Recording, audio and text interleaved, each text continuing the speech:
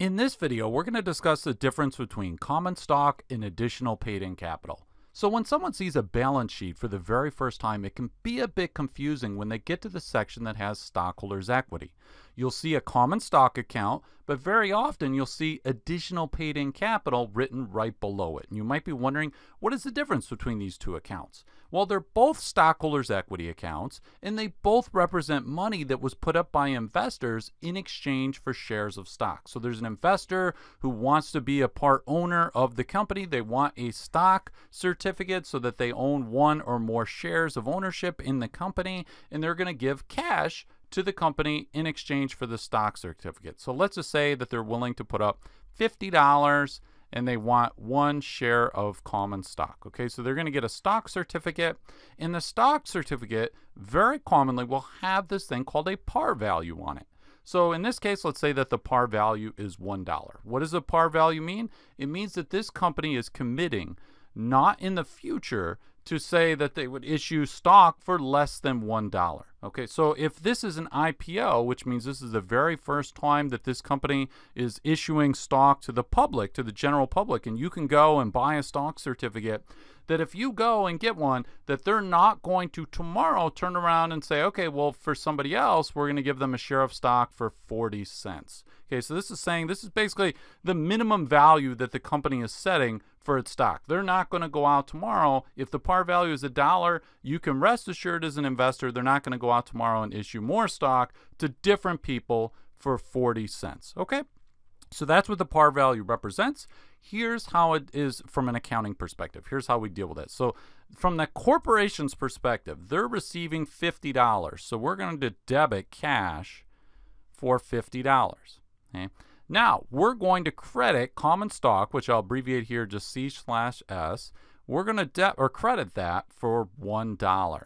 Why $1? Because that's the par value. Now you see here that the debits do not equal the credits, so we need a credit of $49, and that is going to be additional paid-in capital. Okay, so we've got our additional paid-in capital here, and that's going to be $49. What does that mean? This additional paid-in capital is the amount that was contributed over and above the par value. So the par value, this was think of it as the minimum value or minimum price here of $1, but the investor actually said, I'm willing to pay a lot more than $1 for this stock certificate. I'll pay $50. And so the corporation's receiving $50 of cash, so assets go up by $50. This is increasing assets by $50.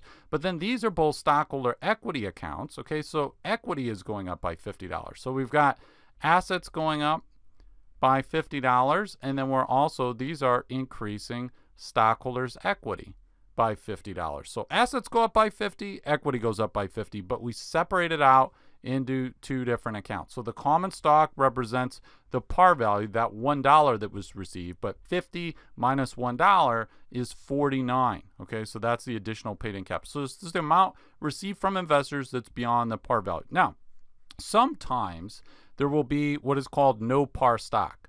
Now, it depends. So if we're talking about, in the United States, there are some states that by law do not allow a corporation incorporated that state to issue stock that does not have a par value. So in some states, they absolutely have to have a par value. But sometimes there's no par value required. And so if we said, okay, there's no par value, in that case, if someone puts up $50, we would not have this additional paid-in capital account at all. In that case, we would just credit common stock for 50, and then we would debit cash for 50 if this were no par stock. Okay, and so sometimes that happens. Let me show you an example from Twitter.